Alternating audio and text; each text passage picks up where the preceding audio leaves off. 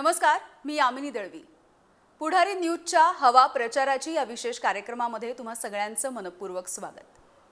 आज आपण आलेलो आहोत शिरूर मतदारसंघामधले 3 टर्मचे खासदार राहिलेले शिवाजीराव आढळराव पाटील यांच्यासोबत बोलण्यासाठी. खूप खूप स्वागत आहे तुमचं. नमस्कार, धन्यवाद. खरं तर याच्या आधी 3 वेळेची खासदारकीची टर्म तुम्ही पाहिलेली आहे, अनुभवलेली आहे आणि त्यानिमित्ताने एकूणच सगळा मतदारसंघ इतका पिंजून काढलाय. मग नेमकं असं काय झालं ज्याचा विचार तुम्ही कदाचित या गेल्या 5 वर्षात केला असाल की नेमका पराभव का झाला इतकं लोकांशी कनेक्ट असताना? खरं म्हणजे मुळात मी 2004 साली पहिल्यांदा निवडून आलो.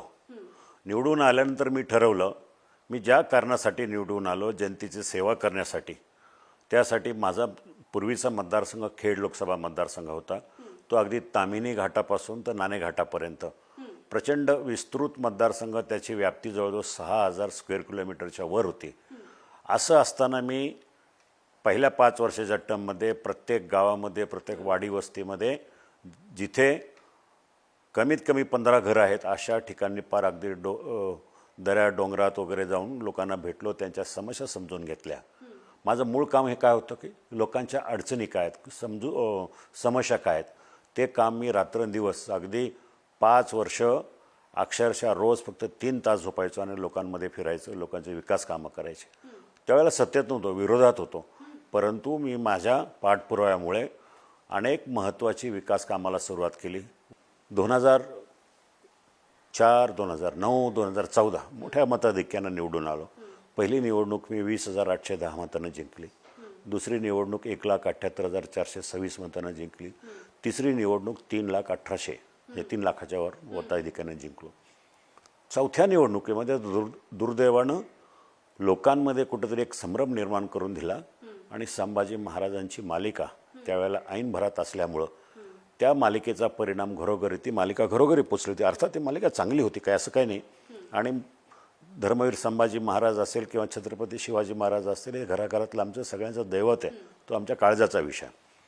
त्यामुळं लोकांना असा समज झाला की भूमिका करणारा नट हा खरोखर संभाजी महाराज आहे असं समजून लोकांनी त्यांची पूजा करायला सुरुवात केली. इतकी की प्रचाराच्या दरम्यान लोक म्हणजे महिला 2-2 फरलांग लांब लाईन लावून डोक्यावर पदर घेऊन उमेदवाराचं दर्शन घेत होते की कारण हे खरोखरचे महाराज आहे. ठीक आहे, पराभव झाला, मी तो स्वीकारला.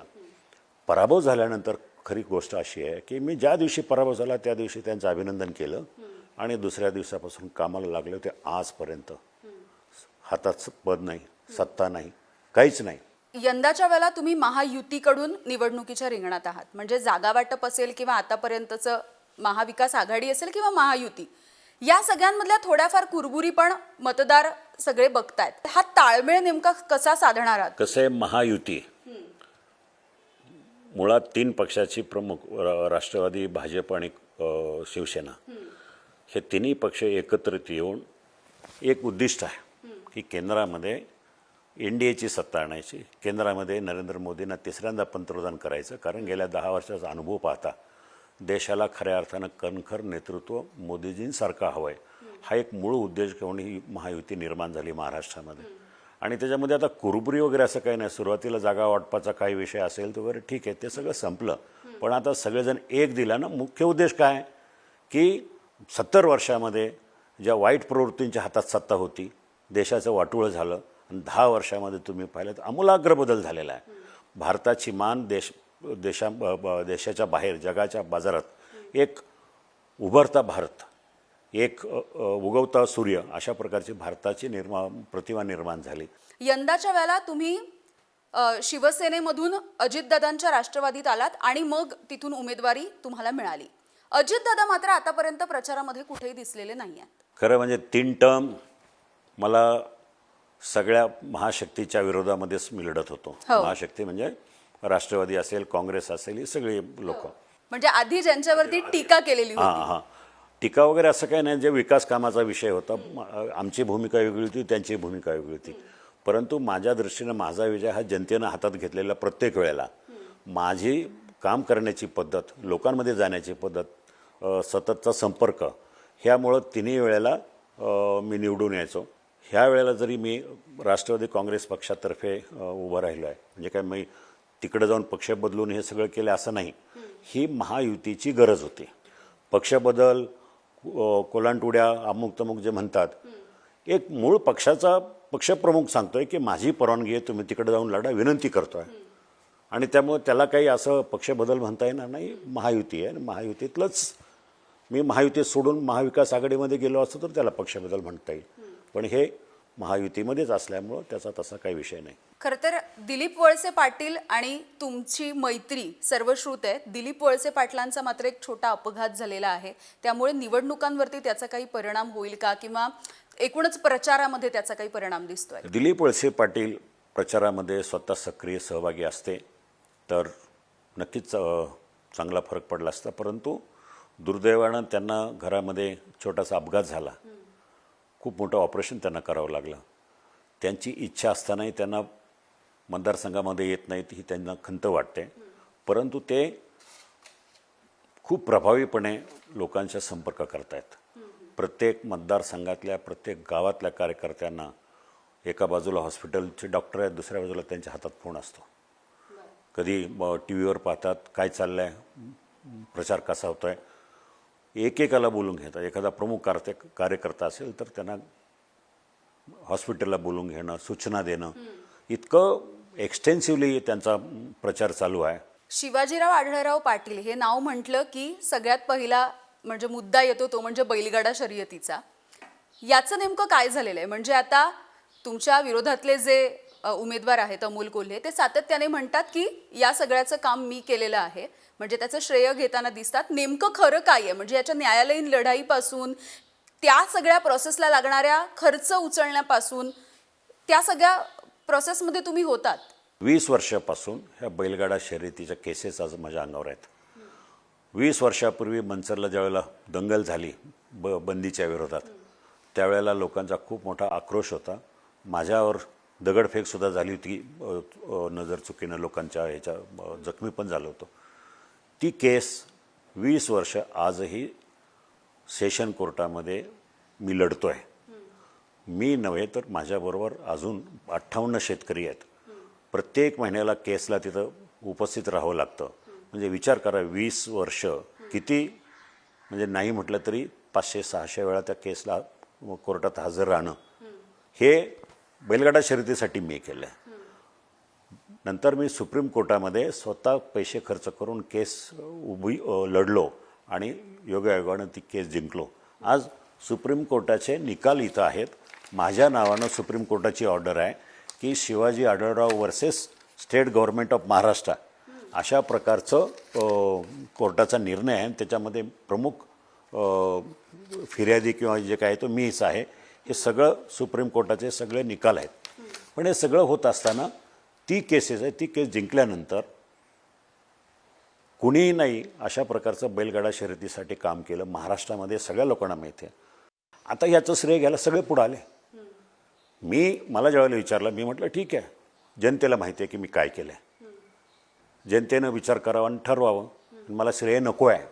माझा शेतकरी राजा बैलगाडा शर्यतीच्या निमित्तानं आनंदी झाला आहे, त्याच्या चेहऱ्यावर समाधान आहे, हीच माझं श्रेय आहे, बस झालं. ह्यांचा काही संबंध नाही. 1.5 मिनिटाचं लोकसभेमध्ये एखाद दुसरं भाषण करणं म्हणजे बैलगाडा शर्यतीसाठी प्रयत्न केले, हा निव्वळ फेकूपणा आहे. काही केलेलं नाही. पण मग ज्यावेळेला बैलगाडा शर्यती चालू झाल्या त्यावेळेला नाटकातली घोडी घेऊन आले आणि घाटामध्ये पळवले. त्याच्यानंतर आजपर्यंत हा माणूस घाटात दिसला नाही. अभिनय करणाऱ्या व्यक्तीला काम केल्याचा अभिनय चांगला करता येतो. काम केलेलं नाही आहे, पण दाखवण्याचा जो अभिनय आहे तो त्यांनी हा प्रत्येक कामामध्ये, म्हणजे हायवेच्या कामामध्ये काम तर काही केलं नाही, योगदान काही नाही, पण दाखवायचं अभिनयाच्या माध्यमातून ही कामं पुणे नाशिक रेल्वे असतील, बैलगाडा क्षेत्र असेल किंवा ह्या सगळ्या क्षेत्रामध्ये अशा प्रकारे लोकांना दिशाभूल करणं, अभिनय करणं की मी काम केलं आहे, त्यामुळं लोकांमध्ये अशी पसरवण्याचा प्रयत्न करतायत. पण ते केविलवाना प्रयत्न आहे. जनतेला माहिती आहे. तुम्ही अगदी महाराष्ट्रातल्या कुठल्याही गावात जा. मध्यंतरी एक बैलगाडा शौकीन होता खूप मोठा, पंढरीनाथ फडके, अलिबाग भागामध्ये. त्याची एक क्लिप व्हायरल झाली होती. त्याला जवळजवळ 30-40 लाख लोकांच्या व्ह्यूज होत्या. त्याचं म्हणणं होतं बैलगाडा शर्यती बंद झाली, आम्ही पवारसाहेबांकडे गेलो, ते म्हणाले आढळरावांकडे जा. आम्ही उद्धव ठाकरेंकडे गेलो, ते म्हणाले आढळरावांकडे जा. आम्ही देवेंद्रजी फडणवीसकडे गेलो, ते म्हणाले आढळरावांकडे जा. म्हणजे त्याच्या म्हणण्याचा अर्थ होता आम्ही कुठेही जरी गेलो तरी सगळ्यांचा प्रतिसाद असाच की आढळरावांकडे जा, ते काम करतील. अशा प्रकारची एक असताना यांनी खोटं श्रेय घेणं हे थांबवावं. खरं तर हा एकूणच जो मतदारसंघ आहे तो ग्रामीण बहुल असा भाग आहे, मात्र त्याच्यामध्ये आता औद्योगिकीकरण सुद्धा खूप झपाट्यानं होत आहे. खेडचं विमानतळ हे तुमच्यामुळे रखडलं असा आरोप होतो, त्याचं नेमकं काय गुपित? काय म्हणणं, एक खूप हास्यास्पद विधान आहे माझ्यामुळं खेडचं विमानतळ रखडणं. विमानतळ हा प्रकल्प केंद्र शासनाचा, राज्य शासनाचा महत्त्वाकांक्षी प्रकल्प असतो आणि तो प्रकल्प एक व्यक्ती, तो सुद्धा विरोधातला खासदार, विमानतळ परतवून लावणं की विमानतळ होऊ न देणं आणि सरकारनं ते ॲक्सेप्ट करणं, असं कुठलं सरकार आहे?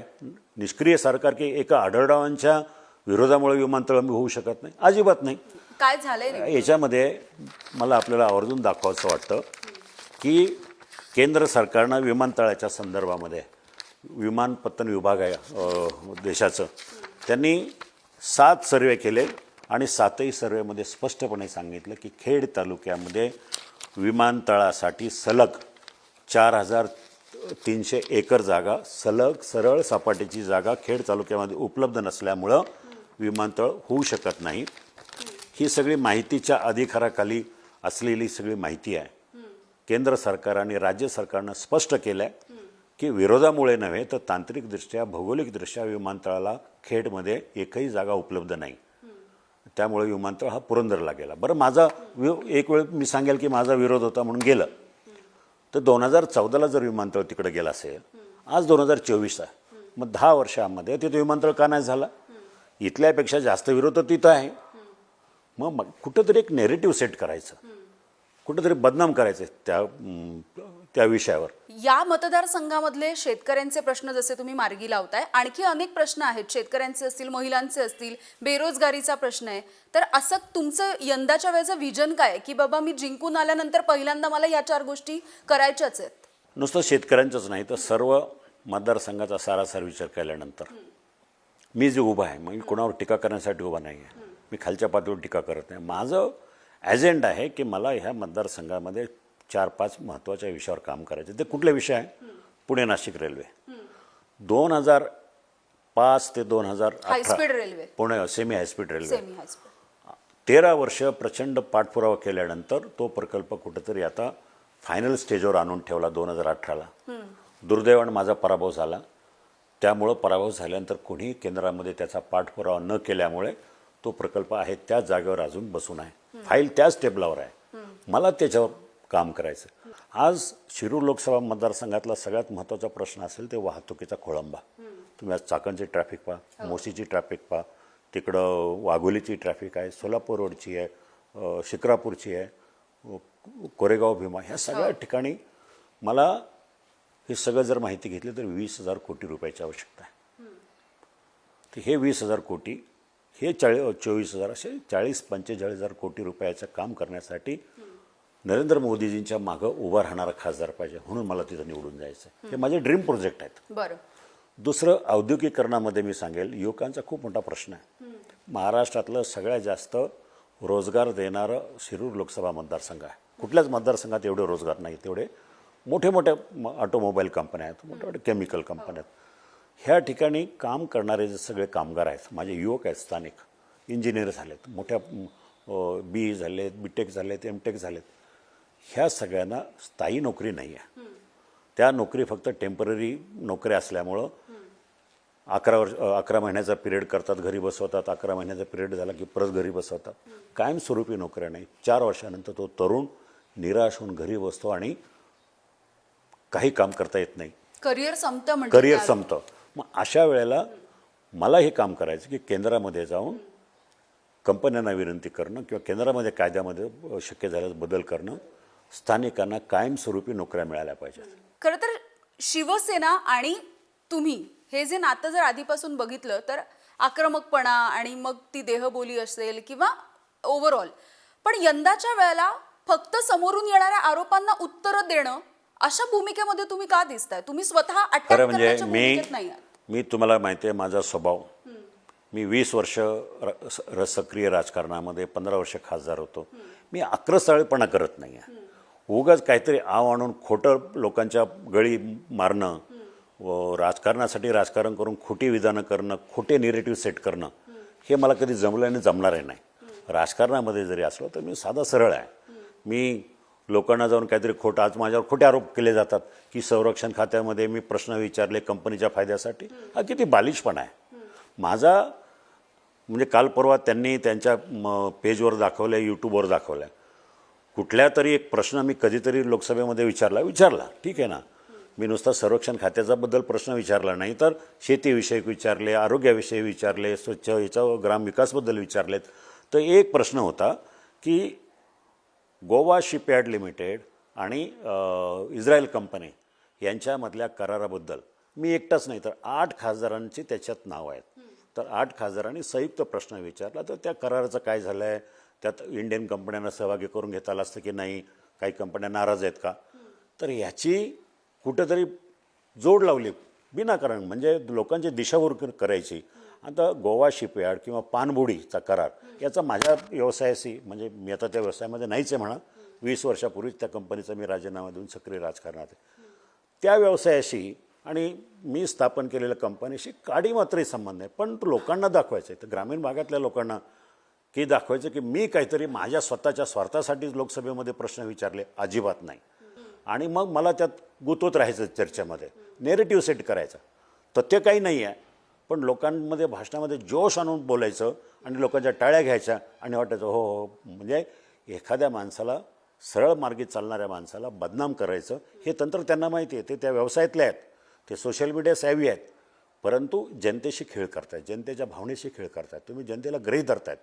विकासाचा विषय नाही, विकासाचा एजेंडा नाही. लोकांकडे काय जाणार? एकतर लोकांमध्ये जाण्यासाठी त्यांना भीती वाटते, कारण गावोगावी त्यांना अडवलं जातं की तुम्हाला 5 वर्षे निवडून दिले, आमच्या ग्रामपंचायतीने तुम्हाला 22 मागणीपत्र दिलीत, त्यापैकी एकही काम नाही, एकाचंही उत्तर नाही. मग तुम्ही आज आमच्या गावात का आलात? म्हणजे ते दिसलेच नाही आहेत 5 वर्षात. कुठल्याच गावात नाही. माझं चॅलेंज आहे, कुठल्याच गावात नाही. मध्यंतरी तर 2 वर्षापूर्वी तर ते राजीनामाला द्यायला निघाले होते. 3 वर्षापूर्वी तर एकांतवासात जायचं म्हणून ते त्यांची वेबसाईट बघा, एकांतवासात जाणारे मी सगळ्या गोष्टीला सोडून. त्याच्यानंतर अजितदादांकडे गेले की नाही, मला तर राजकारण नको आहे, मला राजीनामा द्यायचा आहे. म्हणजे निवडून दिलेला माणूस 2 वर्षांनंतर राजीनामा द्यायची भाषा करतोय, एकांतवासात जाण्याची भाषा करतोय, लोकांकडे दुर्लक्ष करतोय. आणि आता विषय काय घेत आहेत की निष्ठा. काय कसली निष्ठा?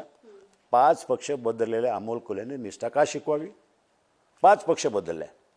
मी तर धनुष्यबाणाशी 20 वर्ष प्रामाणिक राहिलो आणि धनुष्यबाणानंच मला सांगितलं की तुम्ही आता घड्याळकडे जाऊन निवडणूक लढवा, ही युतीची गरज आहे. मी काय पक्ष बदलला नाही, त्यांच्यासारखी गद्दारी केली नाही, पण एक ॲजेंडा सेट करण्याचा सारखा प्रकार आहे. आता लोकांकडे जाऊन काय करणार आहे? म्हणून विषय नाही, ॲजेंडा नाही, म्हणून कुठंतरी खोटं काहीतरी लोकांमध्ये पसरवायचं आणि मग स्वाभिमान, निष्ठा ही जनतेशी असावी. दांडगा लोकसंपर्क आणि जनसंपर्क असणारा खासदार आता लोकांना हवाय की संसद रत्न अशी बिरुदावली मिरवणारा खासदार हवाय? नेमकं काय हवंय लोकांना? म्हणजे संसद रत्न पुरस्कार आता जे चालले ना, तुम्हाला सुद्धा मिळालाय. म्हणजे 2014 साली तो चालू झाला, एका NGOने चालू केलेला. पहिला पुरस्कार मला मिळाला होता, ही माझी संसदेतली कामगिरी आहे म्हणून. 2015ला सुद्धा मलाच मिळालं. म्हणजे 2014, 2015, 2016ला सुद्धा त्यांनी माझं नाव जाहीर केलं. पण ते पुरस्कार घ्यायला मला चेन्नईला जायचं नव्हतं, वेळ नव्हता, म्हणून तो मी नाकारला. म्हणजे 3 वेळा पुरस्कार चालू झाल्यापासून पहिल्याच टर्ममध्ये 3 वेळा मला मिळाला. पहिल्याच टर्ममध्ये, म्हणजे त्या पुरस्काराच्या पहिल्या टर्ममध्ये. म्हणून मी कधी बिरदावली लावली नाही माझ्या पाठीमागं संसदरत्न खासदार, संसदरत्न खासदार. अहो, संसदरत्न खासदार पुरस्कार आणि लोकांच्या समस्याच्यामध्ये खूप हे आहे हो. लोकांना पुरस्काराचं काय करायचं, त्याचा फायदा आहे का? यांचे काही PA खासदाराच्या आवाजात बोलतात. अक्षरशः त्यांनी कधी फोन, खासदार निवडून आलेल्या खासदारांनी कधीही जनतेशी संवाद डायरेक्ट केलेला नाही. म्हणून अशा प्रकारचे घाणेरडे प्रकार असतात. आणि मग कुठंतरी विषय नाही, मग आता स्वाभिमान, काहीच नाही करायला दाखवायला, म्हणून काहीतरी एकनिष्ठ अशा प्रकारचा विषय चालू आहे. तुमच्या विरोधामध्ये असणाऱ्या उमेदवाराच्या पराभवाचे नेमके मुद्दे काय आहेत आणि तुम्हाला विजयाची किती खात्री आहे? ज्या दिवशी मी ठरवलं की मी निवडणुकीला उभा राहतोय, लोकसभेला उभा राहतोय, त्या दिवशीच माझा विजय मतदारांनी निश्चित केला होता. गावोगावी दौऱ्यावर जात असताना जनतेची एक संतप्त भावना असायची की दादा आम्ही चुकलो, आमची चूक झाली, गेल्या 5 वर्षापूर्वी मतदान केलं, तुम्हाला पराभूत केलं, ही आमची चूक झाली, ही चूक आम्हाला सुधारायची. हे प्रत्येक गावात लोकांचं स्टेटमेंट होतं. हे कारण आहे तर लोकांशी संपर्क नाही, लोकांशी कनेक्ट नाही. 80% खासदार निधी ज्या खासदाराचा परत जातो हा लोकशाहीमध्ये लोकसभेच्या इतिहासातलं रेकॉर्ड आहे. 80% निधी परत जाणं हे पेपरमध्ये आलं, मला माहिती नाही, पेपरमध्ये आलं होतं. माझ्या विजयाचं कारण मी पराभूत झालो. मी 5 वर्ष लोकांमध्ये आहे. लोकांच्या अडीअडचणीला धावून जाणं, कुणाला मदत करणं, कुणाचं काय असेल. कोरोना काळामध्ये मी माझ्या स्वतःच्या तब्येतीची पर्वा न करता मतदारसंघातल्या गावागावामध्ये पोचलो आहे. स्वतःच्या माध्यमातून मी लोकांना किराणा किट मोफत वाटले. ह्यांनी कंपन्यांना दरडावून जगदंब प्रतिष्ठानच्या नावाने पैसे घेतले आणि लोकांना किट देण्याचा प्रयत्न केला. ते असू दे, त्यांचं त्यांना लक लाभो. पण मी फिरत राहिलो, लोकांमध्ये गेलो. हे मुंबईला बिळात लपून बसले होते. तर नुसतं फॅबी फ्लू आम्ही फॅबी फ्लूची किंमत कमी केली वगैरे, हे सगळं श्रेय घेण्याचं काम आहे. खरं तर खूप खूप धन्यवाद. एकूणच प्रचार आणि या सगळ्याचा धुरळा आपण बघतोय, त्याच्यामध्ये सुद्धा वेळात वेळ काढून तुम्ही मनमोकळ्या पद्धतीने सगळी उत्तरं दिलीत. खूप खूप आभार. धन्यवाद. तर हवा प्रचाराची या कार्यक्रमामध्ये आपण बोलत होतो शिवाजीराव आढळराव पाटील यांच्यासोबत. यानंतर आणखी काही नेत्यांना सुद्धा आपल्याला भेटायचे. मात्र आजच्या एपिसोडमध्ये वेळ झाली इथेच थांबण्याची. पाहत रहा पुढारी न्यूज.